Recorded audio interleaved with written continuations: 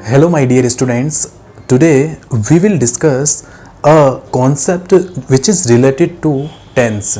So let's learn. आप जैसा कि बोर्ड पर देख पा रहे हैं, आपको एक क्वेश्चन गिवन है, fill correct form of the verb in the blank.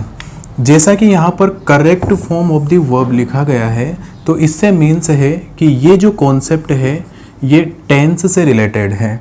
आपको क्वेश्चन दिया गया है, you look really great blank, bracket में आपको यू एंड वर्क लिखा गया है, out at the fitness centre recently.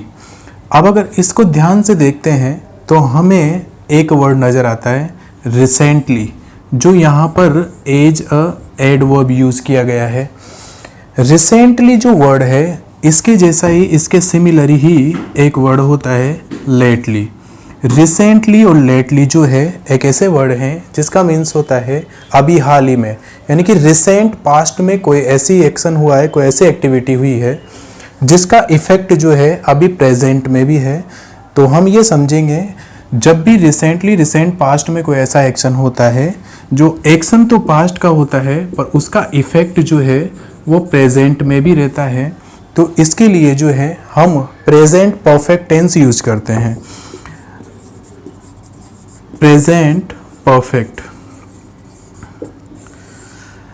अगर इसको ध्यान से समझें तो एक और रीजन इसके पीछे है। आप यहाँ देखिए, यू लुक रियली ग्रेट। अगर हम किसी के लिए यू कह रहे हैं कि आप रियली ग्रेट नज़र आ रहे हो, तो इसके पीछे कोई ना कोई रीज़न ज़रूर होगा, यानी कि कुछ एक्शन का यहाँ पर कंप्लीशन हुआ होगा। यहाँ पर जो भी एक्शन है उसका कंप्लीशन हुआ होगा और इसी कंप्लीशन की वजह से ही हम कह रहे हैं कि वो जो है ग्रेट दिखाई दे रहा है। कुछ एक्शन होगा तभी तो ग्रेट दिखाई देगा, इस वजह से एक्शन का परफेक्ट होना बेसिकली यहाँ पर बिल्कुल परफेक्ट है। और आप ये देख पा रहे हो कि यहाँ पर ये जो लुक है ये रिप्रेजेंट करता है प्रेजेंट को। तो प्रेजेंट में किसी भी एक्शन का अगर यहाँ कंप्लीशन शो करना है तो प्रेजेंट परफेक्ट टेंस का यूज़ करेंगे। अब आप ध्यान से देखेंगे कि परफेक्ट जो होता है उसका मीन्स होता है कि मेन वर्ब जो है उसकी थर्ड फॉर्म आती है, और हैज और have as a helping verb use होता है। सिंगुलर सब्जेक्ट होता है तो हैज का यूज़ करते हैं, और प्लूरल सब्जेक्ट के साथ हम किसका यूज़ करते हैं, हैव का यूज़ करते हैं।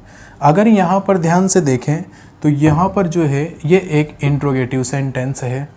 इस इंट्रोगेटिव सेंटेंस में जो है आपको इसका जो एक फॉर्मेट होता है वो ध्यान रखना है कि हेल्पिंग वर्ब जो है स्टार्टिंग में रहती है, फिर सब्जेक्ट यूज़ किया जाता है, और सब्जेक्ट के बाद जो है हम मेन वर्ब का यूज़ करते हैं।